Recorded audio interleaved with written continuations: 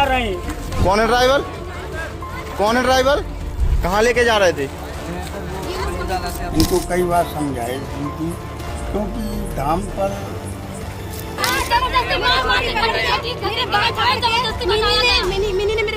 कितने बार पकड़े आपके? दोस्तों, एक बार फिर से स्वागत है आपका प्रजापति न्यूज में।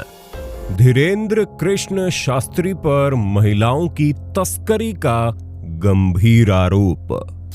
क्या बागेश्वर धाम बाबा करते हैं महिलाओं की तस्करी? क्या धर्म की आड़ में धीरेन्द्र शास्त्री चला रहे हैं घिनौना कारोबार?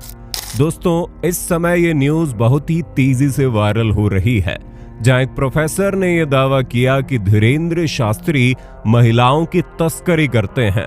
और ये कोई पहला मामला नहीं है, बल्कि अनिरुद्ध आचार्य जी से लेकर विराट कोहली के गुरु प्रेमानंद महाराज जी तक हर कोई विवादों में घिरा हुआ है। दोस्तों, लखनऊ विश्वविद्यालय के प्रोफेसर रविकांत चंदन ने बागेश्वर धाम के धीरेन्द्र शास्त्री पर सीधा सीधा आरोप लगाया है कि वो महिलाओं की तस्करी में लिप्त हैं।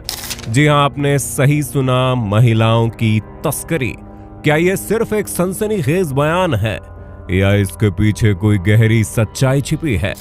मध्य प्रदेश के छतरपुर में एक एम्बुलेंस में 13 महिलाओं को जबरन ले जाते पकड़ा गया और इस पूरे मामले में बागेश्वर धाम का नाम सामने आ रहा है।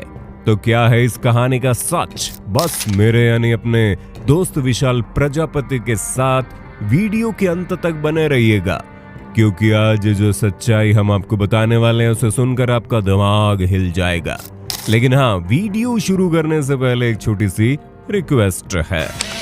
वीडियो के नीचे रेड कलर का सब्सक्राइब बटन दिख रहा होगा, उस पर क्लिक करके सब्सक्राइब कर लें और साइड में बेल आइकॉन भी दिख रहा होगा, उस पर भी क्लिक कर लें ताकि आपको वीडियो मिले सबसे पहले। दोस्तों, जैसा कि आप जानते हैं, विवादों का बाजार गर्म है। एक तरफ अनिरुद्ध आचार्य जी महिलाओं के बारे में बोलते हैं कि 25 साल की लड़कियां 4 जगह मुंह मार चुकी होती है। जब लड़की 14 साल की होगी और 14 साल की कोई लड़की आपके घर दुल्हन बन के आ जाएगी तो उस समय तो वो बच्ची होगी, आप उस परिवार को अपना मान लेगी, क्योंकि अब लड़कियां लाते हैं 25 साल की। अब 25 साल की लड़की 4 जगह वो मुंह मार चुकी होती है, सब नहीं पर बहुत। और वो 25 साल की जब तक आती है तो पूरी जवान होके आती है।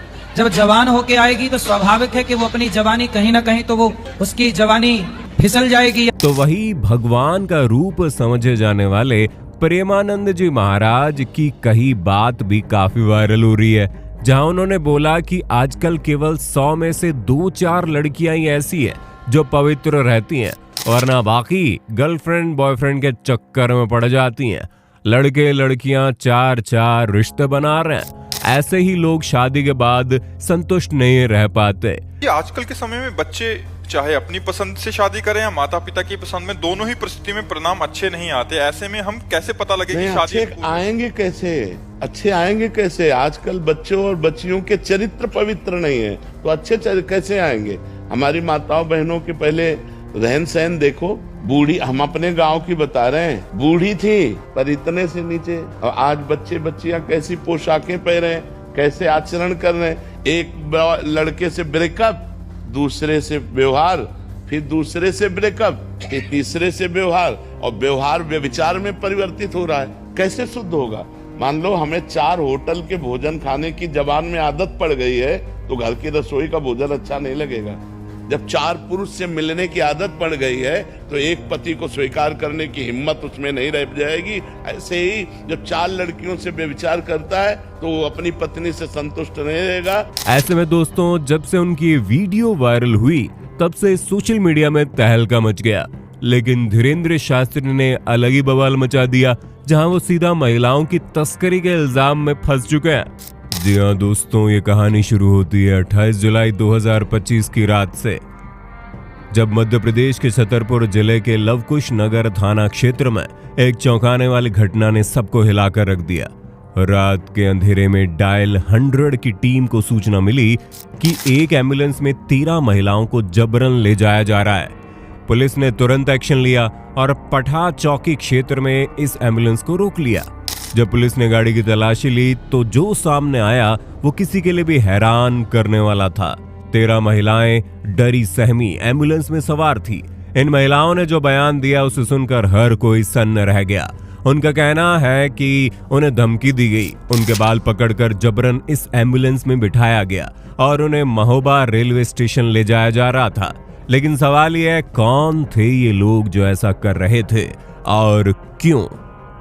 इस घटना के बाद लखनऊ विश्वविद्यालय के हिंदी विभाग के एसोसिएट प्रोफेसर डॉक्टर रविकांत चंदन ने एक ऐसा बयान दिया जिसने पूरे देश में हड़कंप मचा दिया। उन्होंने सोशल मीडिया प्लेटफॉर्म एक्स पर 2 पोस्ट किए।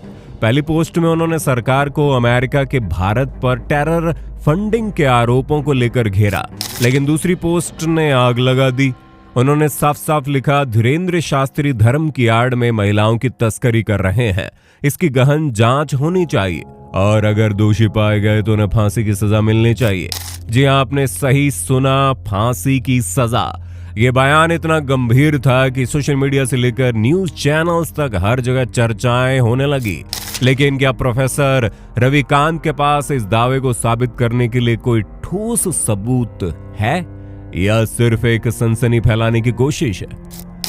दोस्तों, अब आइए उस वीडियो की बात करते हैं जो इस पूरे मामले को और गंभीर बनाता है। एक वायरल वीडियो में देखा गया कि एक व्यक्ति एम्बुलेंस के ड्राइवर से सवाल जवाब कर रहा है। ड्राइवर ने खुलासा किया कि बागेश्वर धाम के एक सेवादार, जिसे वो पन्ना का दादा कह रहा था, उन्होंने उसे इन महिलाओं को महोबा रेलवे स्टेशन छोड़ने का आदेश दिया था। कहाँ ले जा रहे हैं? ये भी नहीं हो गया, सब उतर आए। ड्राइवर कौन है उसका? ड्राइवर यही है।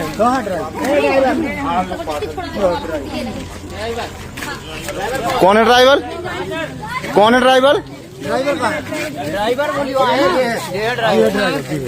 कहाँ लेके जा रहे थे? सर वो कल्लू दादा से आप बात कर लीजिएगा। कैसे? से महोबा के लिए बोला था इन लोगों को ट्रेन। किसने बोला था? कल्लू दादा जी ने पन्ना के बागेश्वर धाम की समिति की। कौन कल्लू? नहीं तो बागेश्वर धाम समिति के अगर हैं तो तुम जबरदस्ती किसी को बैठा के ले जाओगे? हैं?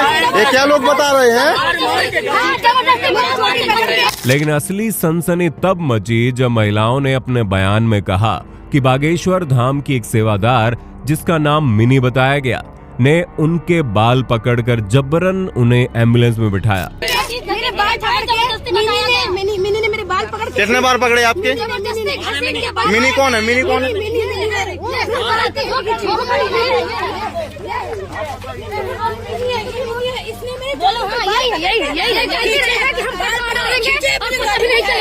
कहाँ से आए हो आप?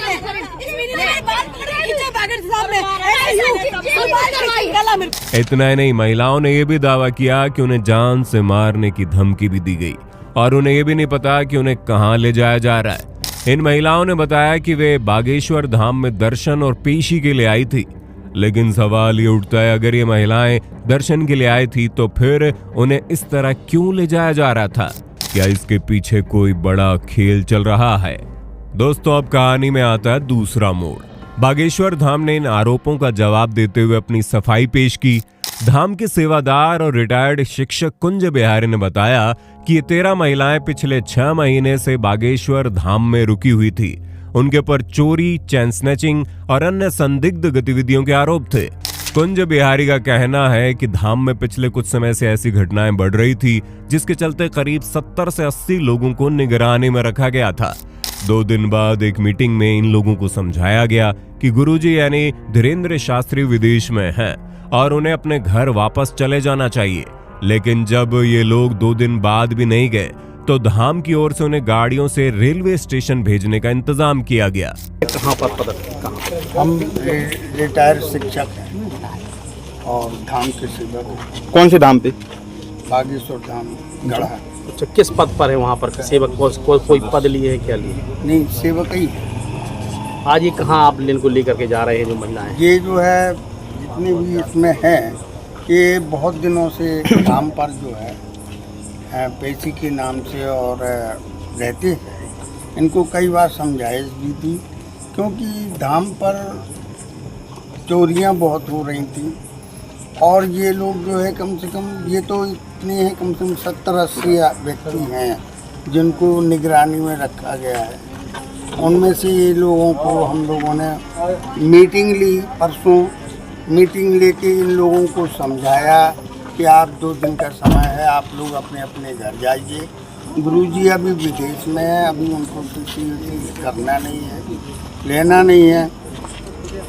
उसके बाद जब ये 2 दिन बाद भी नहीं गए, तब इनको जो है हम लोग गाड़ी में लेके और रेलवे स्टेशन के जो जहाँ से आए हैं वो अपने अपने घर जाए। बागेश्वर धाम ने यह भी बताया कि मंगलवार को 54 ऐसे लोगों को जिन पर संदिग्ध गतिविधियों का आरोप था, उनके घर वापस भेज दिया गया।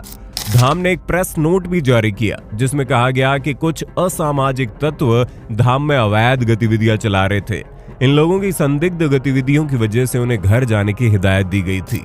धाम की ओर से भी कहा गया कि फूल माला बेचने वाली कुछ महिलाएं अपनी पहचान छिपाकर लंबे समय से धाम में रह रही थी। बागेश्वर धाम चौकी और जन सेवा समिति ने होटल और होम स्टे संचालकों से जानकारी जुटाई, जिसके बाद ये कार्रवाई की गई। अब सवाल ये है कि पुलिस ने इस मामले में क्या किया। लवकुश नगर के टीआई अजय अंबे ने बताया कि पूछताछ में सामने आया है कि ये महिलाएं पिछले 6 महीने से बागेश्वर धाम में रह रही थी। उन पर चोरी अन्य अपराधों के आरोप थे। हालांकि पूछताछ के बाद इन महिलाओं को छोड़ दिया गया। ये बात कई सवाल खड़े करती है दोस्तों। अगर इन महिलाओं पर इतने गंभीर आरोप थे तो उन्हें छोड़ क्यों दिया गया? और अगर ये सिर्फ घर भेजने की बात थी तो फिर महिलाओं ने धमकी और जबरदस्ती के आरोप क्यों लगाए? क्या पुलिस ने इस मामले की पूरी गहराई से जांच की या ये सिर्फ सतही कार्रवाई थी? दोस्तों, अब आइए उस शख्स की बात करते हैं जिन्होंने इस पूरे मामले को हवा दी, प्रोफेसर रविकांत चंदन। ये पहली बार नहीं है जब रविकांत किसी विवाद में शामिल हुए हैं। सूत्रों के मुताबिक 2 महीने पहले उन्होंने सोशल मीडिया पर लिखा था कि मुस्कान और सोनम रघुवंशी जैसी महिलाएं संघीय विचारधारा की उपज है। इस बयान को लेकर हसनगंज थाने में उनके खिलाफ शिकायत भी दर्ज की गई, क्योंकि ये बयान राष्ट्रीय स्वयं सेवक संघ यानी आरएसएस पर निशाना साधता था। इसके अलावा 2022 में काशी विश्वनाथ ज्ञान वापी मामले में भी रविकांत ने विवादित टिप्पणी की थी, जिसके बाद छात्रों ने उनके साथ मारपीट भी कर डाली। इस घटना में एक छात्र को यूनिवर्सिटी से निष्कासित भी किया गया। प्रोफेसर रविकांत का कहना है कि वो अपने बयान पर कायम है। उन्होंने कहा कि मैंने जो पोस्ट किया वो सोच समझकर किया। लेकिन सवाल यह है, क्या उनके पास धीरेंद्र शास्त्री के खिलाफ इतने गंभीर आरोप लगाने के कोई पुख्ता सबूत हैं या सिर्फ सुर्खियां बटोरने की कोशिश मात्र है? उनके पिछले विवादों को देखते हुए कई लोग उनके दावों पर सवाल उठा रहे हैं। ये मामला अब सिर्फ छतरपुर या बागेश्वर धाम तक सीमित नहीं रहा। सोशल मीडिया पर यह आग की तरह फैल चुका है। एक्स पर कई पोस्ट में लोग इस मुद्दे पर अपनी राय दे रहे हैं। कुछ लोग धीरेंद्र शास्त्री के समर्थन में खड़े हो गए, कुछ कह रहे हैं कि यह उनके खिलाफ साजिश है। वहीं कुछ लोग प्रोफेसर रविकांत के बयान का समर्थन कर रहे हैं और कह रहे हैं इस मामले की गहरी जांच होनी चाहिए भाई। लेकिन सच्चाई क्या है? क्या ये सिर्फ एक गलतफहमी है या इसके पीछे कोई बड़ा रैकेट चल रहा है? दोस्तों, इस पूरे मामले में कई बड़े प्रभाव हो सकते हैं। अगर प्रोफेसर रविकांत के आरोप सही साबित हुए तो ये धीरेंद्र शास्त्री और बागेश्वर धाम की छवि को भारी नुकसान पहुंचा सकता है। लेकिन अगर ये आरोप निराधार निकले तो रविकांत के खिलाफ मानहानि का केस हो सकता है। इसके अलावा ये मामला धार्मिक भावनाओं को भी आहत कर सकता है, क्योंकि धीरेंद्र शास्त्री के लाखों अनुयायी हैं जो उन्हें एक आध्यात्मिक गुरु मानते हैं। सोशल मीडिया पर पहले से ही लोग 2 खेमों में बढ़ चुके हैं। कुछ लोग इसे धार्मिक साजिश बता रहे हैं तो कुछ लोग इसे सामाजिक अपराध से जोड़ रहे हैं। ऐसे में ये जरूरी है कि पुलिस और संबंधित अधिकारी इस मामले की निष्पक्ष जांच करे ताकि सच सामने आ सके। दोस्तों, अब हम इस कहानी के उस मोड़ पर आ गए जहां हमें कुछ गंभीर सवालों का जवाब ढूंढना है। पहला सवाल, क्या वाकई बागेश्वर धाम में कुछ गलत हो रहा है या सिर्फ ये गलतफहमी का नतीजा है? दूसरा सवाल, प्रोफेसर रविकांत ने इतना बड़ा आरोप क्यों लगाया? क्या उनके पास कोई ठोस सबूत है या ये सिर्फ उनकी पुरानी आदत है विवादित बयान देकर सुर्खियां बटोरने की? और तीसरा सवाल, पुलिस ने इस मामले में इतनी जल्दी कार्रवाई बंद कर दी, क्या ये सब कुछ छिपाया जा रहा है? दोस्तों, ये कहानी अभी खत्म नहीं हुई। एक ऐसी घटना है जो सच और झूठ के बीच उलझी पड़ी है। एक तरफ प्रोफेसर रविकांत का गंभीर आरोप है तो दूसरी तरफ बागेश्वर धाम का स्पष्टीकरण। सच क्या है ये तो जांच के बाद ही पता चलेगा, लेकिन इतना तय है कि मामला अभी और तूल पकड़ेगा। हमारी आपसे अपील है, इस मामले में अपनी राय दीजिए, दोनों तथ्यों को सामने रखकर। बिना सबूत के किसी पर भरोसा मत कीजिए और ना ही किसी को दोषी ठहराइए। बाकी आपको वीडियो पसंद आई तो अपने दोस्तों परिवारों में शेयर कर देना, हमारे साथ जुड़े रहना, और क्योंकि हम आपके लिए ऐसी शानदार वीडियोस लाते रहेंगे। बाकी इस तरह की वीडियोस को देखते रहने के लिए चैनल को सब्सक्राइब जरूर करना। धन्यवाद, हम फिर मिलेंगे नई वीडियो में, तब तक के लिए जय हिंद, जय भारत, जय भारत, जय भारत। दोस्तों, आपकी स्क्रीन पे 2 और वीडियोस दिख रही हैं, जिसे देखने के लिए आप इस स्क्रीन पर क्लिक करें। दोनों देखिएगा, बहुत अच्छी वीडियो बनी है।